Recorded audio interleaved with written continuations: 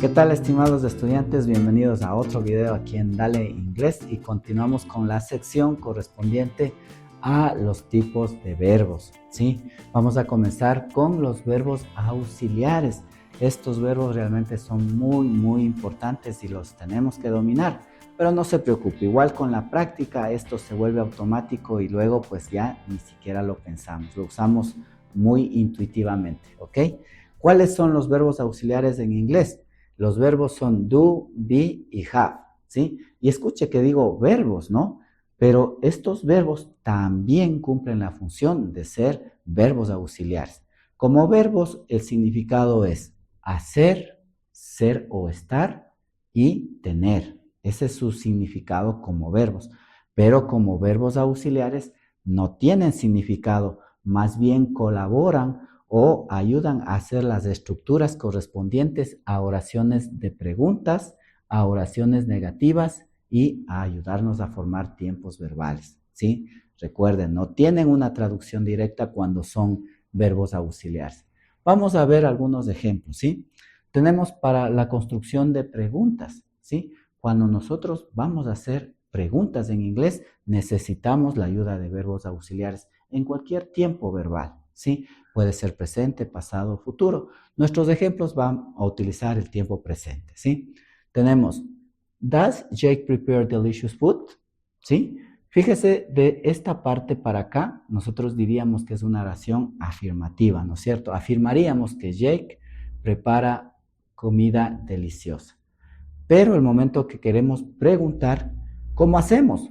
Utilizamos el verbo auxiliar, en este caso, does. No utilizamos do, porque el auxiliar también se tiene que conjugar de acuerdo al sujeto de la oración, ¿no es cierto? ¿De quién estamos hablando en esta oración? De Jake, ¿no es cierto? Pero lo estamos haciendo en forma de pregunta. Entonces utilizamos nuestro does. Y prepare, que sería el verbo principal, fíjese, ya nos lleva la letra S, de lo cual habíamos hablado anteriormente, que las terceras personas del singular en tiempo presente, pues deben aumentar la letra S. Entonces, nuestro verbo ya no. La idea que nos podemos tener o generalizar aquí es que cuando yo vea que ya estoy usando un auxiliar en tiempo presente específicamente, es como que le absorbe las características de la tercera persona al verbo principal, se las come, ¿verdad? Entonces, pues nuestro auxiliar ya se comió la tercera persona y el verbo principal pues va en forma sencilla, para no duplicar, ¿verdad? Entonces tendríamos das, ¿no? Si el sujeto de la oración no es tercera persona, pues utilizaríamos simplemente do, ¿no es cierto? Vamos ahora a las oraciones negativas. ¿Cómo negamos algo nosotros en el idioma inglés, ¿no? En español, obviamente es importante saber negar las cosas, ¿no? Cuando no es cierto. Ahora, en inglés, ¿cómo lo hacemos? Por medio de un verbo auxiliar. En este caso, sigue siendo do en el tiempo presente, ¿sí? Do o das, dependiendo del sujeto de la oración, de quién estamos hablando, ¿no es cierto? ¿De quién o de qué? ¿Sí? Más este adverbio, esta partícula que se pronuncia not, ¿sí? Esta O tiene como una caída de A, ¿verdad? Hay que revisar esos símbolos fonéticos que ya los recibimos y que ya sabemos también nosotros aplicarlos, ¿verdad? Do not study German. Yo no estudio alemán, ¿sí? Si fuese tercera persona, usaría das, ¿no es cierto? Porque pues el auxiliar se come a la tercera persona, ¿no? Por ejemplo, si digo Jake does not study German. Y study, que es el verbo principal, pues mantiene su forma infinitiva, ¿no es cierto? No hay que aumentar S ni nada, porque ya nuestro auxiliar pues se los come, ¿verdad? Y vamos ahora a lo que son los tiempos verbales. ¿Cómo nos ayudan los verbos auxiliares a formar estas estructuras? Vamos a ver los ejemplos que a veces son más didácticos, ¿sí? Yo tengo aquí mi sujeto, mi verbo y mi complemento. Jake is cooking delicious food now, ¿sí? Vemos el verbo to be, ¿sí? Pero no es el verbo principal en esta oración. Está funcionando como un verbo auxiliar para el verbo principal que es cook. Pero también vemos que el verbo principal cook está terminando en ing o en ing. Esta terminación ing es muy común en inglés, así que pues por lo general la llamo ing, como muchos profesores de inglés nos decimos ing. Ahora, al unir este verbo auxiliar, en este caso el verbo to be, más un verbo principal terminado en ing, se forma el conocido tiempo verbal del presente continuo en este caso, ¿no? Presente continuo o presente progresivo. Cualquiera de los dos nombres especifica lo mismo, ¿sí? Entonces, si es plural, por ejemplo, si estamos hablando de Jake y su prima Mia, serían ellos, ¿no es cierto? Entonces, la conjugación del verbo auxiliar, igualmente, dependiendo del sujeto, sería Jake and Mia are cooking delicious food now, ¿no? Presente progresivo, ¿sí? Acá tengo otro ejemplo en el cual estoy usando el presente perfecto, ¿sí? Jake ha sido chef por 2 años, ¿sí? Fíjense, nos dan un rango de tiempo no tan específico, solo sabemos que pues hace 2 años o desde hace 2 años Jake es ya un chef, ¿no? Entonces, ha sido. Tenemos has, ¿por qué has? Porque nuestro auxiliar have tiene que conjugarse de acuerdo al sujeto de la oración. La conjugación del verbo have para terceras personas es has, ¿sí? Aquí tenemos been, que es el verbo principal. Aquí sí, no está trabajando como verbo, sino, no está trabajando como auxiliar, sino como verbo, ¿sí? Y este verbo está en lo que se denomina pasado participio, past participle, ¿no? Entonces, el past participle del verbo to be es been, ¿sí? Pronunciación been. Hay personas que lo pronuncian been, ¿sí? A mí en el colegio también me habían enseñado a pronunciarlo como been, pero en inglés también podemos escuchar la pronunciación como been, has been, ¿sí? Entonces, esta es la estructura. Miren cómo se altera el verbo principal para formar el presente perfecto, ¿ok? Bueno, eso es lo que vamos ya a tener en nuestra mente, dando vueltas, ¿verdad? Si ya tenemos nuestro material de lectura, pues vamos ahí de pronto encontrando ya cositas interesantes ahí, familiarizándonos cada vez más. Vamos al siguiente grupo de verbos, a ver otro tipo de verbos, ¿no? Vamos allá. Muy bien, entonces comencemos a ver ahora lo que corresponde a los modal auxiliary verbs o verbos modales auxiliares, ¿sí? Bueno, vamos a ver algunos de estos porque es un grupo bastante amplio, tiene bastantes connotaciones, así que de hecho en el futuro tenemos una unidad completa dedicado al estudio de los modal verbs, ¿sí? Entonces vamos ahora a ver a rasgos generales de qué se trata. Comencemos por el nombre.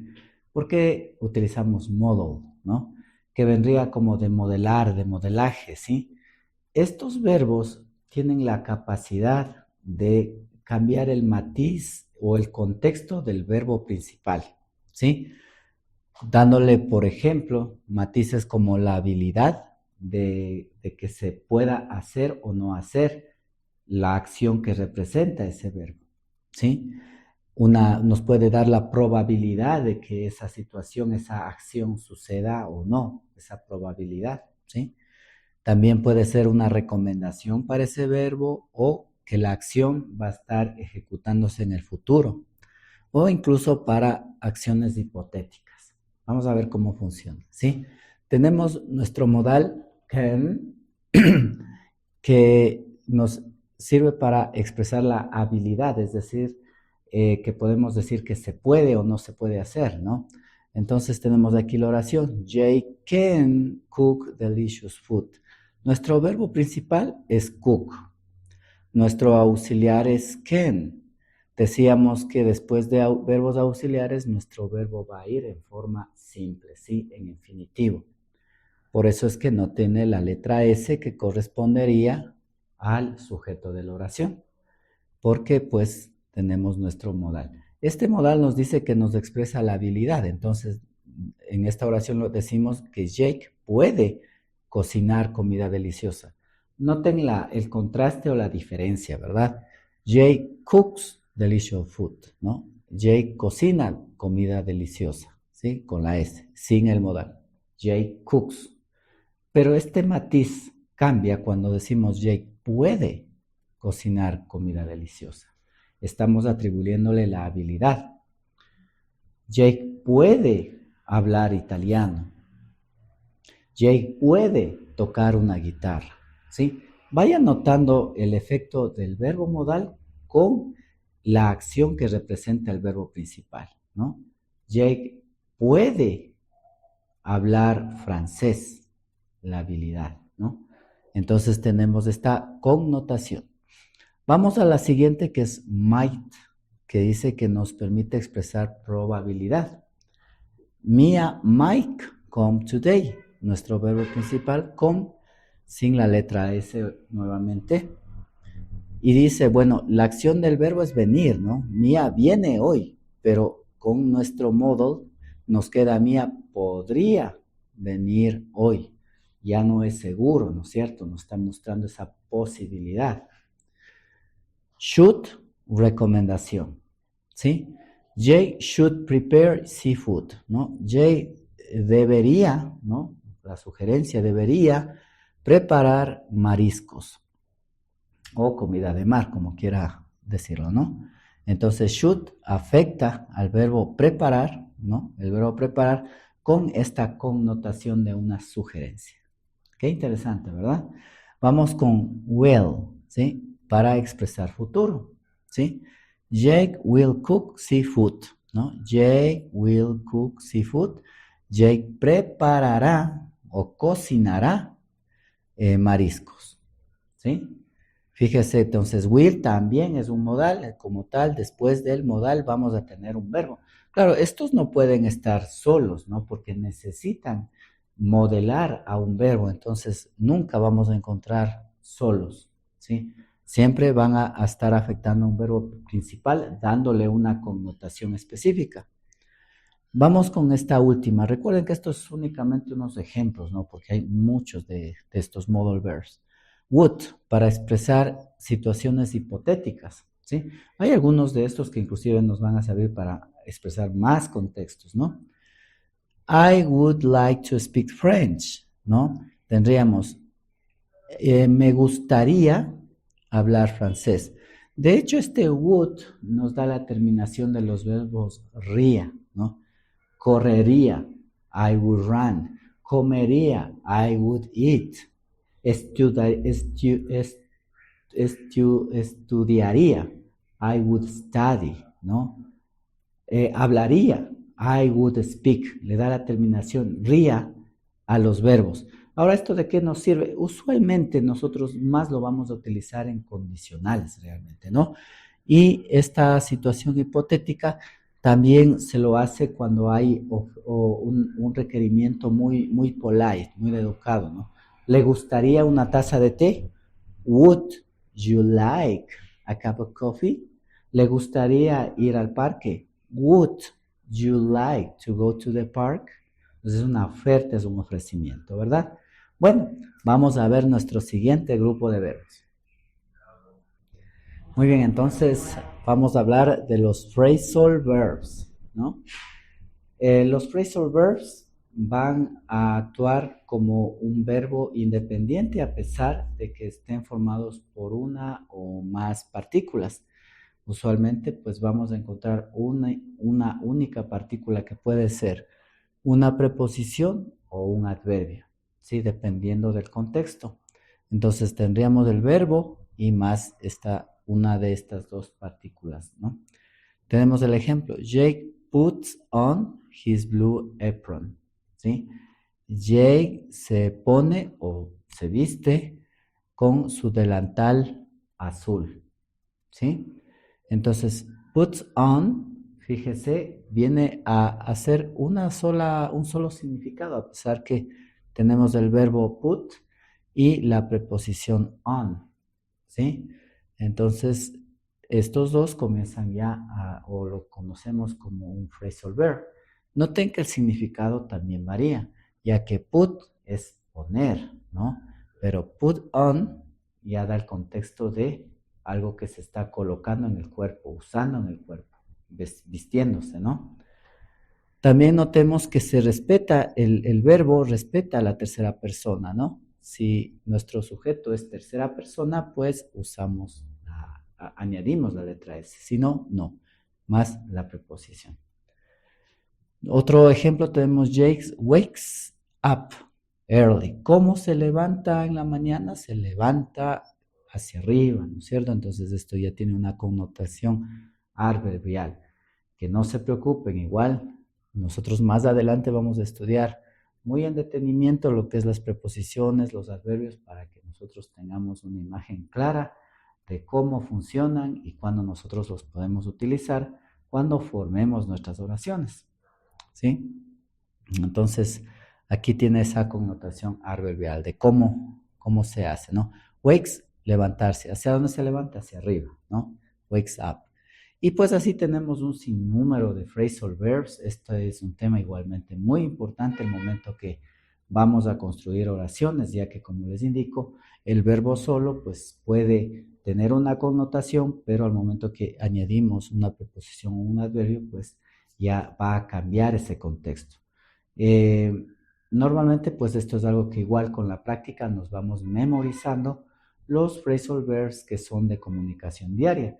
En este curso, por ejemplo, lo que estamos viendo es una comunicación natural, una conversación rutinaria, ¿no? No estamos enfocados en un cierto tema, por ejemplo, inglés para mecánica, inglés para contabilidad, sino que es un inglés de un aspecto social, ¿no? Entonces, pues en ese sentido nosotros vamos a aprender mucho vocabulario y estos phrasal verbs entraría dentro de ese vocabulario. Así que dentro de su lectura diaria, pues ya nos comenzamos a fijar también en las estructuras de estos phrasal verbs, ¿no? Aquí tenemos, por ejemplo, write down, ¿no es cierto? Escribir, ¿no? Y escribir, down significa abajo. Pero ya juntos vamos a tomar el contexto más bien de anotar, ¿no? Write down the receipts, por ejemplo, ¿no? The recipes en la libreta, ¿no? Look after es cuidar. Look after his cousin, por ejemplo, ¿no? Cuidar a su, por ejemplo, Mia looks after her nephew. Mia cuida a su sobrino, ¿no? Mia looks, con la S, looks after her nephew, ¿ok? Look for, que es buscar, ¿no es cierto? Jack looks for his apron, ¿no? Jake busca su delantal, ¿sí? Y pues eso correspondería a los phrasal verbs. Vamos al siguiente grupo de verbos. Muy bien, entonces vamos a continuar con nuestro siguiente grupo de tipos de verbo, que correspondería a los verbos de acción y verbos estáticos.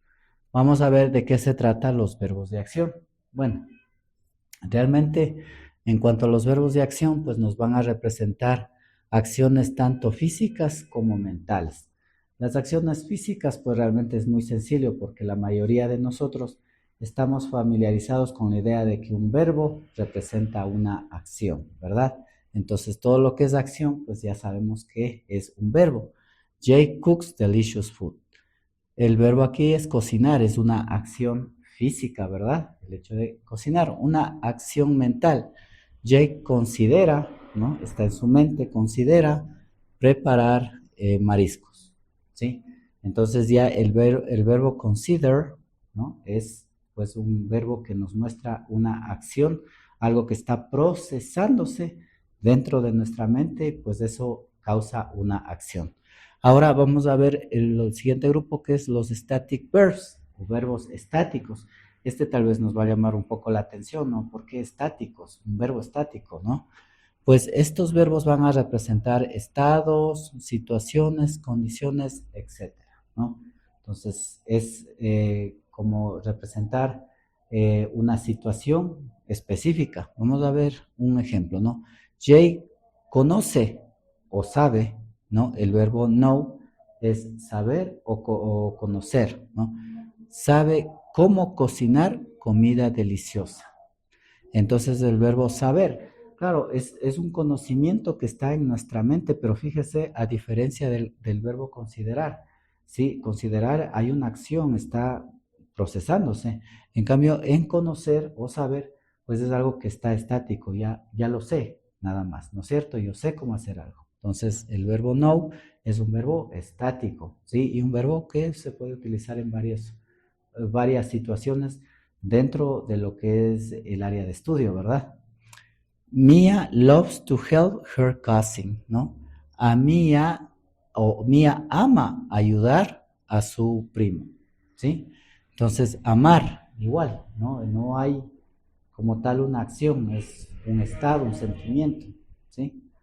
Love. Bueno, los dos ponemos la S porque ya saben que el verbo principal pues tiene que estar acorde a su sujeto. Y hay muchos más verbos de esta categoría, por supuesto, es un tema bastante amplio, ¿no? Por ejemplo, have, ¿no? Need, y tenemos varios más, ¿no?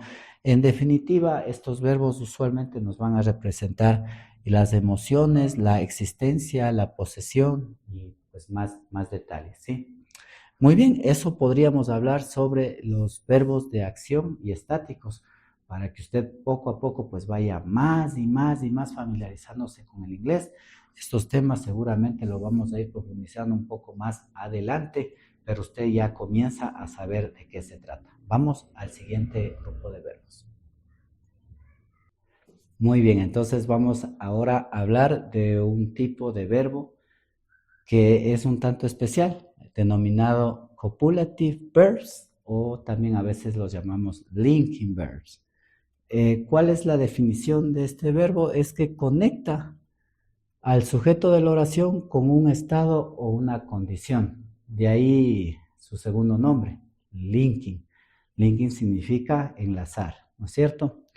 Entre los verbos más representativos de este grupo que de paso, vamos a decir que corresponden o forman parte, más bien dicho, del grupo de verbos estáticos, está el verbo to be, ¿sí? Uno de los más importantes en inglés.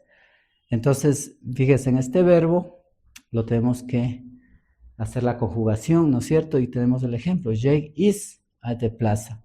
¿Cómo conecta, no? El estado, la condición, de indicarnos que el sujeto, en este caso Jake, tiene este estado de estar en un lugar, ¿no? Vamos un poco observando esos contextos, ¿no? Tal vez ligeros, pero que son importantes para que cada vez pues tengamos más seguridad en nuestro aprendizaje del inglés. Veamos este verbo seem, ¿no?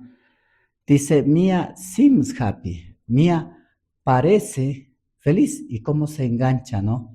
O cómo hay ese link entre el sujeto, Mia, y este estado, ¿no? El estado de estar feliz por medio de este verbo, ¿no es cierto? Que decíamos que es copulativo o linking.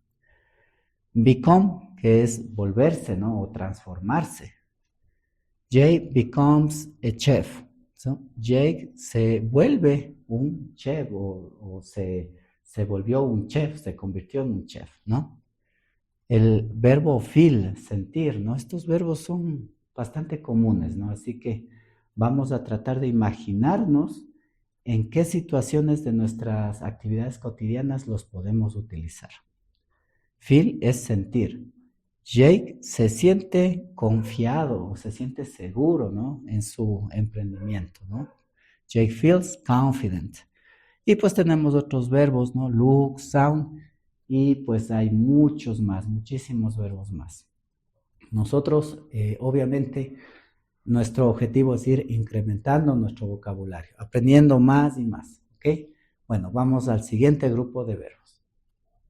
Muy bien, estimados amigos, entonces vamos a ver nuestro siguiente grupo que corresponde a los verbos transitivos e intransitivos en inglés. ¿Qué significan los verbos transitivos? De tránsito, ¿no? Viene ahí un poco la etimología de esa palabra.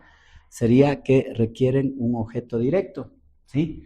Ya habíamos hablado cuando estudiábamos acerca de los pronombres, de los object pronouns, que estos objetos del objeto directo y el objeto indirecto se encuentran en la parte del complemento de la oración, ¿sí? Así que esta clasificación en específico es bastante importante porque la vamos a utilizar mucho en nuestro estudio del complemento. Así que pues vamos a poner un poco de interés en este momento, ¿sí? Entonces tenemos que necesita tener un objeto directo, este verbo, ¿no? Entonces tenemos el ejemplo, Jake gives, ¿no? Y de hecho aquí aparece una pregunta que se suele hacer para identificar al verbo si es transitivo o no. ¿Qué da? ¿Sí? Viene la palabra qué más el verbo. ¿Qué da? El delantal, ¿no? Este es el objeto directo, el delantal. A Mía viene a ser el objeto indirecto, ¿no? Que ya lo iremos viendo cada vez un poquito más, ¿sí? El objeto directo y el objeto indirecto va en orden, ¿no? Pero a veces hay como cambiarlos también, ¿ok? El siguiente ejemplo, Mía sent. ¿Qué envía? La comida. Sí, fíjese, la respuesta nos da el objeto directo, ¿no? La comida por taxi, ¿no es cierto? Vamos ahora a ver lo que es los verbos intransitivos, ¿sí? Muy sencillos y ya vamos teniendo un concepto general. Dice que no requiere un objeto directo. Vamos a ver. Dice, Jake sleeps a lot on Mondays, ¿no es cierto? ¿Qué duerme? ¿Sí? No está entregando, no está afectando directamente. Fíjese en la diferencia. ¿Qué da? El delantal. ¿Qué envía? La comida. ¿Qué duerme? No hay respuesta, ¿verdad? No es lógico, no hay algo, un objeto que esté directamente relacionado al verbo. Veamos otro ejemplo. Mia arrived on time to the next stand. ¿Okay? Mia llegó a tiempo al local. ¿Sí? Entonces tenemos aquí, llegó. ¿Qué llegó? No llegó nada, ¿no es cierto? Llegó a tiempo. ¿Sí? Entonces no hay un objeto directo, ¿sí? Es un poco de práctica y lo vamos teniendo bastante claro, ¿sí? Como les digo, pues esto de los verbos transitivos e intransitivos nos va a ayudar mucho en el estudio del complemento, así que ahí ya lo tenemos un concepto general y cuando ya lo veamos con más detenimiento, pues nos va a quedar cada vez más claro, ¿ok? Y bueno, eso sería en relación a nuestro estudio de los verbos. Obviamente hay muchas clasificaciones, hay muchos puntos de vista.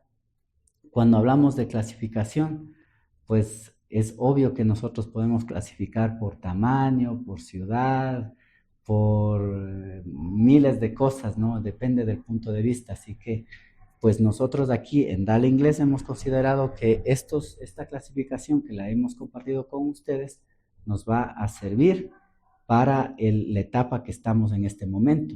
Más adelante, según avanzamos en nuestro conocimiento, es normal que vayamos retomando o hablando de esta característica que son los verbos.